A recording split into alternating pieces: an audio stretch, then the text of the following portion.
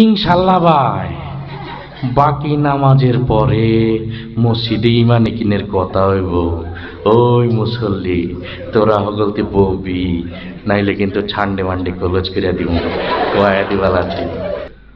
আমরা দু চোখে যা কিছু দেখি আর না দেখি, সব আল্লাহ সৃষ্টি মাখলুক।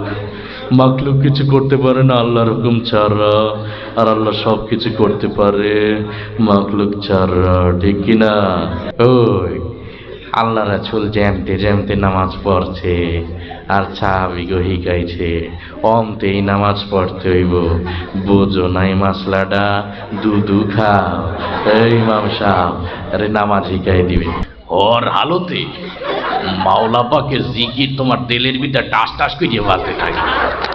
জিকির হইলে যদি তুমি কবরের ভিতর হান দাইতে পারো তাইলে তো বাইসি গেলা, আর জিকির না হইলে কবরে গেলে ফেরেশতারা তোমার 14 শিখের ভিতর হান দেয়।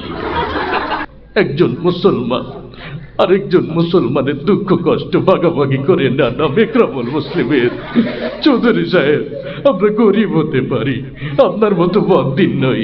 আমি গত মাসেও 3 চিল্লা দিয়েছি।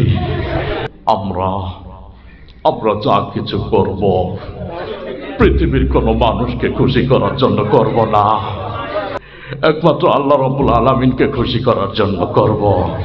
আল্লাহ দিয়া জান, আল্লাহ দিয়া মাল, আল্লাহর দিয়া সময় দিয়ে আল্লাহ রাস্তায় বের হয়ে আল্লাহর দিয়া জান মাল সময়ের সঠিক মূল্যায়ন করতে হবে।